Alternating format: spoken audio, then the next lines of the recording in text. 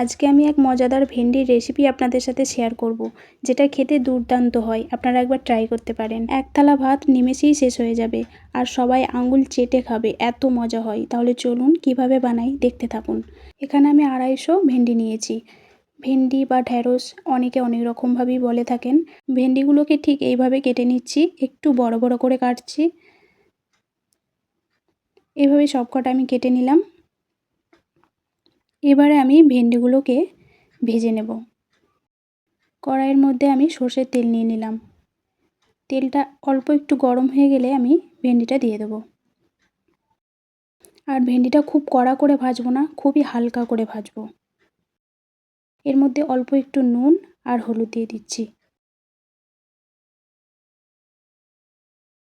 খুব কড়া করে ভাজবো না, আমি হালকা করে ভেজে তুলে নিচ্ছি। এরপরে আমি এর মধ্যে সর্ষের তেল দিয়ে দিলাম। আর এইটা হচ্ছে গোটা ধনে, একটু ক্রাশ করে দিয়ে দিলাম। আর দিয়ে দিচ্ছি কুচি করা পেঁয়াজ। এরপরে পেঁয়াজ আর ধনেটাকে একটু নেড়ে নেব। অল্প একটু নেড়ে চেড়ে এর মধ্যে দিয়ে দিচ্ছি রসুন কুচি। জানেন তো, যখন এই গোটা ধনেটা মুখের মধ্যে পড়বে এত ভালো লাগে খেতে, কি বলবো। এবারে এর মধ্যে দিয়ে দিচ্ছি একটা গোটা টমেটো কুচি করে দিয়ে দিলাম। এবারে এর মধ্যে দিয়ে দেবো হলুদ, লঙ্কা গুঁড়ো দিয়ে দিলাম আর স্বাদ মতো নুন দিয়ে দিলাম। এবার এটাকে ভালো করে কষিয়ে নিলাম। বেশ কিছুক্ষণ কষানোর পর এর মধ্যে আমি 2 চামচ টক দই ফেটিয়ে দিয়ে দিলাম। অবশ্যই টক দইটাকে ভালো করে ফেটিয়ে নিতে হবে। গ্যাসের ফ্লেমটা লোতে রেখে আমি এটাকে ভালো করে নেড়ে নেব।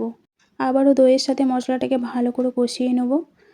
ততক্ষণ কষাবো যতক্ষণ পর্যন্ত মশলাটা এরকম হয়ে আসবে, একদম জলটা শুকিয়ে যাবে, তেলটা ছেড়ে দেবে তখন। এবারে আমি গরম জল ব্যবহার করছি। এখানে গ্রেভি হবে, গ্রেভির জন্য যতটা জলের প্রয়োজন ততটাই দিলাম। এবারে এটা যখন ফুটে উঠবে তখন আমি ভেজে রাখা ভেন্ডিটা দিয়ে দেবো বা ঢ্যাঁড়স। এবারে এটাকে ভালো করে মিশিয়ে নেব, দিয়ে 2 থেকে 3 মিনিটের জন্য ঢেকে দেব। ঢ্যাঁড়স তো এমনিই নরম, বেশিক্ষণ সেদ্ধ হতে লাগে না, তাই 2-3 মিনিট ফোটালেই কিন্তু হয়ে যাবে। এবারে আমি সবশেষে দিয়ে দিচ্ছি জিরা কাঁচা লঙ্কা। তাহলেই কিন্তু আমার রান্নাটা কমপ্লিট হয়ে গেল। একদম পুরোপুরি রেডি হয়ে গেছে আমার রান্না। এবারে গরম গরম ভাতের সাথে পরিবেশন করুন। আর যদি সম্ভব হয় একবার অবশ্যই বানিয়ে খাবেন। আর যদি ভালো লাগে কমেন্টে অবশ্যই জানিয়ে যাবেন। এরকম নিত্য নতুন সুন্দর সুন্দর রেসিপি পাওয়ার জন্য চ্যানেলটিকে অবশ্যই সাবস্ক্রাইব করে রেখে দিতে পারেন। দেখা হচ্ছে নেক্সট ভিডিওতে। ভালো থাকবেন, টাটা।